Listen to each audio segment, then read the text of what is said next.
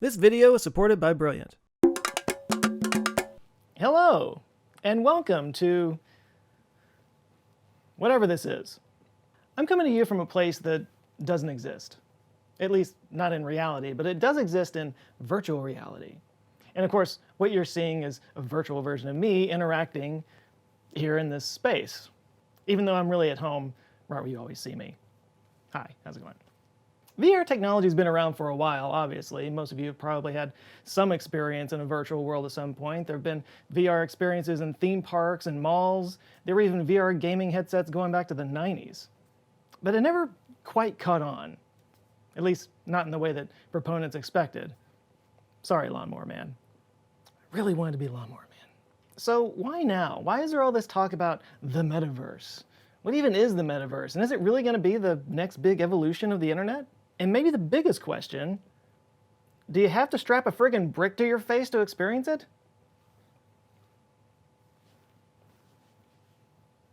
Let's talk about it. At the end of October last year, during their annual Connect presentation, Mark Zuckerberg announced that Facebook was changing its name to Meta. And I, along with the whole of humanity, briefly lost my eyes as they rolled back in my head. I even came up with this killer meme that I'm fairly proud of, one of the better things I've ever done on the internet. But yeah, this whole announcement came hot on the heels of a whole list of scandals that's longer than the t-shirt aisle of Zuck's closet. Everything from election shenanigans to conducting psychological experiments on unconsenting users to literally enabling religious genocide in Myanmar. High-profile whistleblowers came forward testifying to their pursuit of profits at the expense of society, their buying up of other properties reeks of monopoly, and their apps, especially Instagram, has been linked to depression and even self-harm in young girls. The very name Instagram has become synonymous with data mining and loss of privacy, misinformation, and holy lord, the social polarization. In fact, it seems like the only thing the entire world can agree on is that Facebook is the worst thing that's ever happened ever. You know, they claim that their mission is to bring people together, and I guess in that sense anyway, they have been successful. So hey, name change, that'll fix it. That's how it came across anyway, and that's how it was covered by people in the media, including myself. And I stand by my baseless mockery. But that announcement came at the very end of the presentation. It was their one more thing. In fact, he totally stole that from Steve Jobs when he announced it. But there is one more thing. But there is one more thing. But we do have one more thing. But we do have one more thing. There's one more thing. Like copying his wardrobe wasn't enough. No, this came at the end of an almost hour-and-a-half presentation on the metaverse, where he laid out in stark detail what the metaverse is, what challenges there are still to overcome, and how it's going to transform the world as we know it. All delivered through totally natural human conversations that sound nothing at all like the sponsored segments on your local news. Over the years, we've had the opportunity to work with incredible developers, like Vertigo Games, the studio behind fan favorite Arizona Sunshine. I love Arizona Sunshine. That game basically got me and my friends through the first few months of the pandemic. That's awesome. If you enjoyed that, Mark, I think you'll be excited that we're partnering with Vertigo on 5 more great games, from Deep Silver and others. I watched the whole thing. But if you did not have time to watch the whole thing, here were some of the highlights. Zuckerberg talked about Horizon Home, their virtual space that users will own in the metaverse. By the way, that word ownership will come up again later. It's a little virtual home that you can design however you like. Keep and organize apps, entertainment, virtual assets, and avatars. And as it was announced in the presentation, you can now invite other people over to your virtual home. You can sit in a virtual home theater with your friends and watch movies or TV shows together in this 3D space. A lot of it's centered around how interacting in virtual spaces like this is more immersive and engaging than the video calls we've gotten used to, which is, just a bunch of faces on a flat screen. Which is why they're also pushing Horizon Workspaces, which lets people work together in a 3D virtual office. And if you find it hard to believe that interacting through digital avatars can be better than a Zoom call, he talked about the new headset that they're working on called Cambria that will be able to read and mimic facial expressions, and the next generation of avatars that aren't quite out of Uncanny Valley, but are much more photorealistic. And he talked about augmented and mixed realities, where virtual objects and art interact with the real world, basically creating a digital layer on top of our reality, and setting up virtual commerce so developers and creators can make money building out this world. Basically, the point of the presentation was to create a vision for the metaverse, and then promote the tools that they're building that'll kind of push things in that direction. And much more importantly, to kind of get out in front in the minds of the public as the company behind the metaverse, hence the name change. And let's face it, it worked. For a lot of people, this was the first time they'd ever heard the word metaverse, and it was coming from robot supervillain Mark Zuckerberg, who changed the name of his company around it. I mean, this is clearly their baby. No thank you. Like, is it not enough that you screwed up the world? You've got to create a whole new virtual world and screw that one up too? For a lot of people, they see a company that has plateaued. They've reached the saturation point. In fact, their numbers shrank in January for the first time, which caused their stock to plummet on February 3rd. They lost $230 billion in one day. All of that was after the name change, but still, the writing's on the wall. They're not the cool social media anymore. With Apple's new privacy features and various new government regulations around the world, they're grasping at straws. Add on top of that all these public scandals, and yeah, the timing sounds pretty good to, kind of change the narrative. All of which is true, and it's a fair thing to say, but Facebook's been working on this for a long time. They bought Oculus in 2014, so 8 years now they've been working on this, way before the scandal started to hit. You kind of have to ask, was Zuckerberg onto something? Have they been quietly laying the groundwork for the biggest thing that's ever going to happen to the internet this whole time? Or is this simply a company that nobody likes, offering a product nobody wants to solve problems that nobody has? So here's the thing. Meta is not the metaverse. The idea of the metaverse has been around for a long time now. And there's a lot of different people that have different ideas of what it can be and how it'll work. And they do say in their presentation that they're building for the metaverse, not that they're building the metaverse itself. Zuckerberg just co-opted the name, like he co-opted his outfit. The term metaverse was first coined in the Neal Stephenson book Snow Crash in 1992. In the book, the metaverse took the form of a city street, longer than the circumference of the Earth, with virtual real estate branching out from that street, creating whole neighborhoods. And this idea of a virtual online second world is nothing new either. In fact, massively multiplayer online games have been around since 2003 when Second Life went online. Second Life, Roblox, Minecraft, Fortnite, all of these allow people to inhabit avatars of their choosing, be social, throw parties, have relationships, and buy and sell virtual goods for actual money. You could probably go so far as to call each of these proto-metaverses, and for sure they feature a lot of the fundamentals that describe the metaverse. But the metaverse takes it further. Metaverse expert Matthew Ball sums it up by saying, "The metaverse is a massively scaled and interoperable network of real-time rendered 3D virtual worlds which can be experienced synchronously and persistently by an effectively unlimited number of users with an individual sense of presence and with a continuity of data, such as identity, history, entitlements, objects, communications, and payments." He actually has a 9-part series on the metaverse on his website. I'll link it down below if you want to take a deeper dive. It's definitely worth checking out if you really want to wrap your head around all this. But to keep things simple here, let's just kind of bullet point this quote and take a closer look. According to Matthew Ball, the necessary features of the metaverse are massively scaled, interoperable, real-time rendered, 3D virtual worlds, synchronous, persistent, unlimited number of users, individual sense of presence, and continuity of data. Most of these are pretty self-explanatory, so let me focus on the ones that aren't. Like interoperable, what does that mean? Well, it basically means that all the different parts of the metaverse need to work together. For example, right now you can run around in Second Life and you can go shoot things up in Fortnite, but those are two totally different platforms run by two different companies, and they don't work together in any way. But in a metaverse situation, you might have doors in your virtual home that you can walk through one to go to Second Life, walk through the other to go to Fortnite. Or the two could work together. The metaverse world itself would be fully encompassing of both of them, and maybe assets that are bought in one could be used in the other one. Now, in the metaverse, any store or game or experience will all have to appear by default. There can't be silos created by different companies. It's like, imagine if some websites only opened on Google Chrome and others only opened on Firefox and others only opened on Microsoft Edge. Now, the metaverse has to have that same level of full interoperability, but in a virtual 3D space. Synchronous is another word worth commenting on. Meta's Chief Technology Officer Andrew Bosworth describes the metaverse as a largely synchronous experience, meaning that most of what we experience there will be produced and consumed in real time by everybody. Like, what I'm doing right now is asynchronous. You're not hearing me say this as I say it right now. You're hearing me say this days and weeks in the future. We are not experiencing this at the same time. Even if I was doing a live stream, there'd be like a 30-second delay. A very annoying 30-second delay. Like multiplayer games and even social media are more synchronous, so that's closer to what the metaverse will be. It's a virtual world that we will all experience at the same time. And finally, continuity of data. It sounds boring, but it's actually super important. When we say data, what we really mean is personal identity. Like, your identity has to be the same in all the places. Like, one thing that's always been different between the real life world and the online world is that online we often take on different names and identities and pseudonyms and whatnot in the various different places that we go to. But like, imagine if it was like that in real life and every time you went into a store you had to use a different identity. It just totally wouldn't fly, and it wouldn't work in the metaverse either. So there have to be systems in place that make proving your identity in the metaverse as easy as showing your driver's license in the real world, and safeguards to make sure that it can't be stolen. So yeah, just like the internet isn't run by one company, the metaverse can't be like that either, despite how much Facebook wants it to be. And while you don't have to experience the metaverse in VR, it is kind of the best way to get the potential across. All right, so just on a personal note here, I got this Quest headset like right around the beginning of the pandemic because, we're all kind of locked into our homes. And just sort of as an experiment, I was curious if there was a psychological benefit to VR and sort of getting us out of the house kind of thing. And I don't know that I used it enough to really tell in terms of that whole experiment thing, but I will say that I was kind of sold on the potential of VR because of a Star Wars game. So there's a series of Star Wars games called Vader Immortal, and there's this one particular scene in the game that I was playing where Vader kind of walks up and threatens you.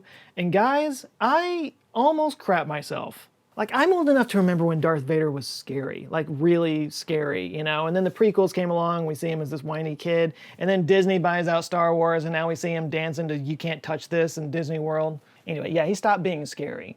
But in this game, he walks up to you and he's like 7 feet tall and this wide, and he's just like standing over you and you're just like, oh my God. So yeah, VR made Darth Vader scary again. So it has some potential. The question is, will people really want to strap a device like this to their faces for hours at a time? I'll be honest, it's not the most comfortable thing in the world, and I've even got the comfort strap on here. But there is a lot of work going on in this department. At the time of this recording, the biggest names in VR today are Meta, Sony, and HTC. Sony has a new VR headset in the works for the PlayStation 5. HTC released its latest offerings, the Vive Pro 2 and the Vive Focus 3, last year. These are refinements on earlier headsets, which obviously move the needle a bit, but probably aren't going to be the thing that draws in VR newbies. I mentioned earlier that Meta's working on a new headset called Cambria that'll track facial features better. It also promises to have a better pass-through mode. So pass-through is when the headset uses the cameras on the front here to let you see the room around you, which I have to say is really well done in the Quest 2. I can step outside the Guardian and walk around the room without taking off the headset, and the depth perception is almost perfect. I can grab a drink or move an object like I'm just using my eyes. And this actually sold me on the idea of augmented reality or mixed reality. Like with the Quest, you can build a Guardian barrier. This is to make sure you don't walk into any walls or anything. And as you approach the barrier, you see lines appear to let you know that it's there. But when you step outside of it, you can see this curtain kind of interacting with the real world. Imagine if that was a TV display, or digital art, or a virtual bookshelf that holds all your favorite books, or a virtual jukebox where you could play music. These are the promises of AR and MR, to enable a digital layer on top of real life. Now this is actually something Apple's been heavily investing in over the last few years, embedding AR functionality into their iPhones, which also includes a LiDAR sensor, which helps with facial recognition, but also makes it possible to map out spaces. And over the last 5 years or so, they quietly bought out a handful of companies that are working on AR tech, like VRvana, Polaroid, and Iconia Holographics. And you can see some of the development of their synchronous avatar tech with their animojis. But they still haven't come out with any AR or VR gear of their own.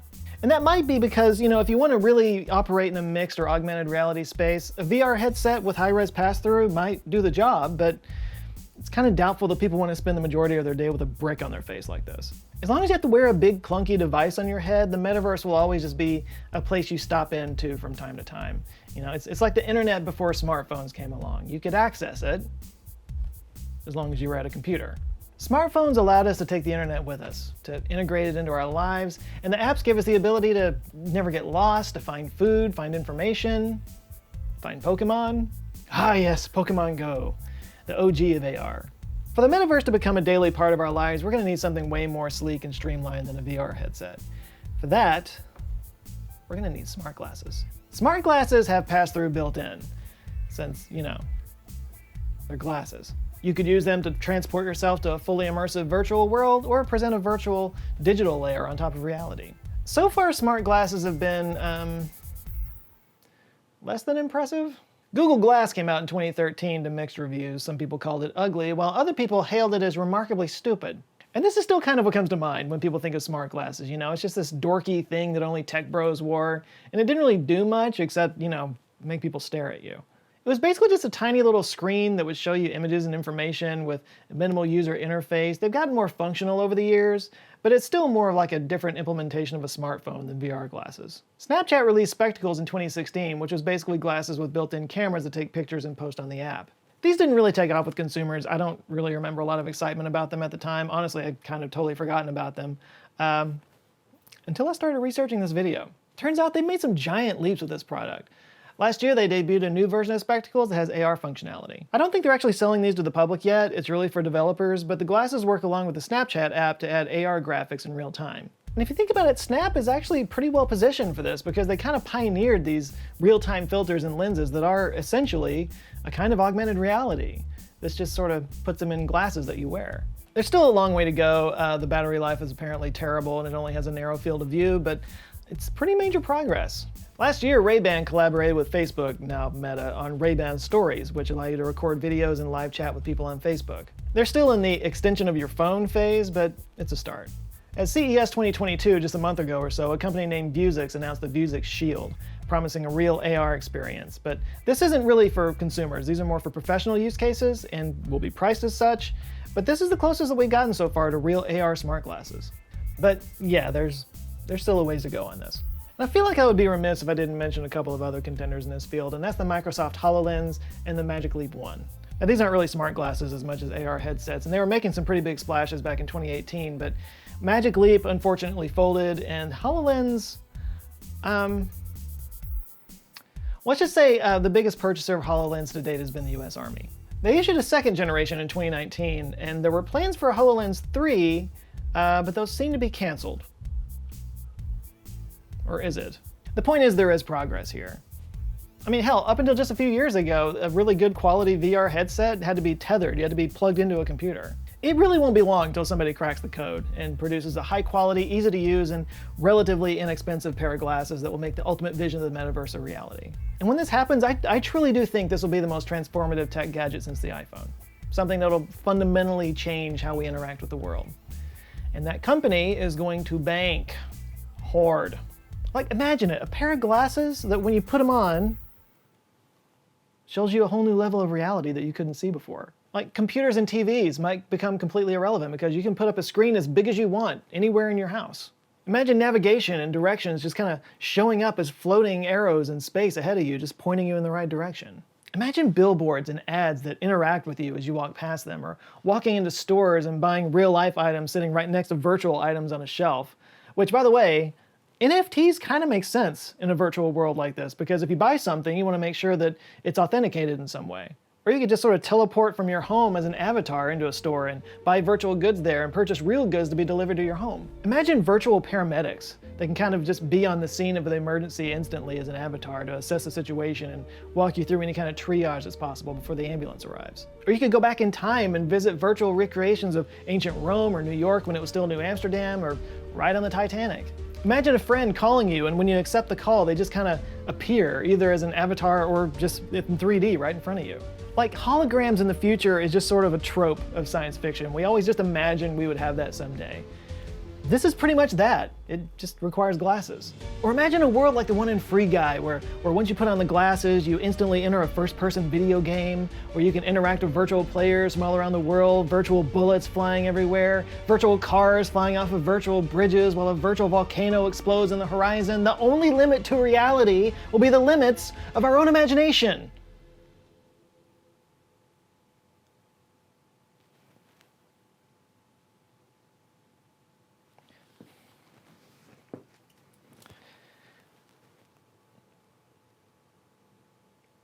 Yeah, does anybody really want this?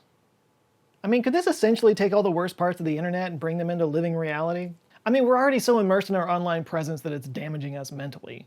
Like, you don't hear a lot of mental health experts saying that what we really need is more internet these days. I mean, a lot of these future visions with the holograms everywhere, they're pretty dystopian. Like, think of all the websites that you go to where 90% of the screen space is just ads and pop-ups, and imagine what it would be like walking through a store with these glasses on. Like, as you walk out of the store, a pop-up comes up saying, "Wait, before you go, shoes half off." The world could be chaos, filled with digital panhandlers crawling over each other trying to get the last shred of your attention. This is what reality could be if the tech companies had their way. Which is why many believe that if the metaverse is going to happen, it's going to have to be on a whole new kind of technology, a whole new kind of internet, something that goes by the name of Web 3. The internet as we use it right now is called Web 2, or Web 2.0, but that's kind of an outdated term. Web 2 is dominated by social media and user-generated content. Web 1 was the early days of the internet, where people would put up pages and other people would just read those pages. There wasn't really any interaction there. It was mostly just text, and sometimes called the read-only internet. So Web 2 is all about engagement and interactivity. Web 3 will be all about ownership. Mentioned that earlier. And this is where blockchain technology comes in. Blockchain allows the metaverse to be decentralized, so not owned by any one entity. And digital assets need to be singular items that can't be copied, or non-fungible. Like I said before, NFTs kind of make sense in a metaverse environment. It's thought that in Web3, blockchain technology will be used to enhance creator rights, so that posting digital assets will grant you a stake in that asset and how it's distributed. And your identity wouldn't be wrapped up in a Facebook or Google account. You could own a secure personal identity that you can share however you want. Ideally, if you wanted to buy something on credit, you could just show your financial records to the creditor, no need for a bank or a credit agency. Instead of countless logins and passwords, you can just visit a virtual store or a website and they'll know it's you. Virtual contract signing would basically be a handshake. Now, like the metaverse itself, Web3 is still an amorphous, ever-evolving thing, and an entire video could be made on that alone. In fact, I'm going to link to some really great videos and podcasts about it down below. But that's just an example of how there are several different types of technologies that are kind of maturing at the same time that could make the metaverse happen, whatever it turns out to be. And Facebook, or Meta, is just one of dozens of companies that are trying to get in there first. It's literally a virtual land grab. Like, think about all the companies that went kaput when the internet came around, right? Well, if the metaverse is the next internet, if it really is Web3, well, nobody wants to be caught on their heels when that happens. So there's that fear of not being able to adapt fast enough, and then there's the fear of missing out, FOMO, and then add in the greed and speculation that accompanies any gold rush, and it's easy to see how all the hype around this got built up so fast. But this really isn't going to be happening anytime soon. These technologies are coming together pretty fast, but there's still a long way to go. Or as Zuck himself said. A lot of what we've shown today isn't going to be available in the next year or two. Some of this is still a long way off. But this is some of the most exciting stuff that I've ever gotten to work on, and I'm just incredibly energized to be on this journey with all of you. I'm not sure what to do with my hands. It'll be interesting to watch, and as a content creator, I definitely have my eye on it.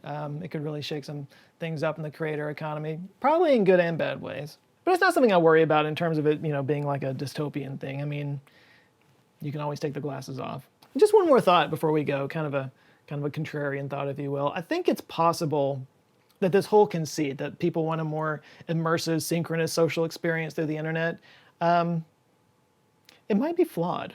Like, I think we might actually be moving in the opposite direction. Like, okay, as our communication and technology has evolved, we've gone from like having to answer the phone when somebody called or else we'd miss it entirely, to somebody could leave a message on the answering machine and we can call them back whenever we want, to not calling at all and just sending a text message, which, by the way, is the most popular form of communication today. Hell, you could say that we've moved on from text messages to just sending GIFs and emojis.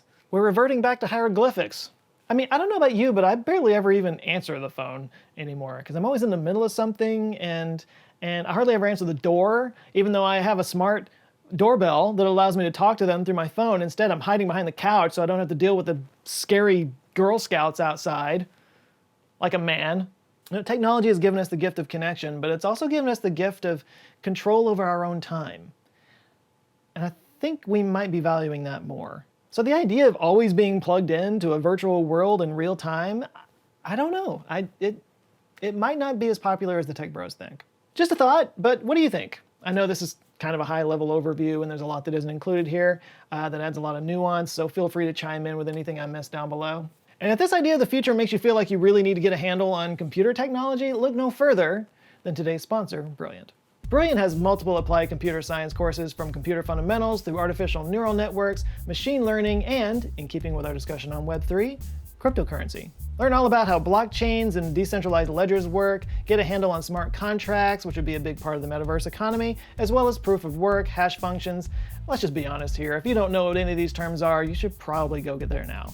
Brilliant is offering the first 200 people who sign up for their premium subscription through my link 20% off the annual subscription. That link, of course, is brilliant.org/answerswithjoe. And if you've never checked it out, it's really worth a look. They kind of hack your brain's natural problem-solving ability to teach you concepts in a way that really sticks. It's a type of learning that you just can't get in a conventional school setting. So whether you're still in school and could use a little help, or you always struggled in school and want to try something different, give it a try. You can actually do the first few lessons of any course for free. So once again, that's brilliant.org/answerswithjoe for 20% off. Links down below.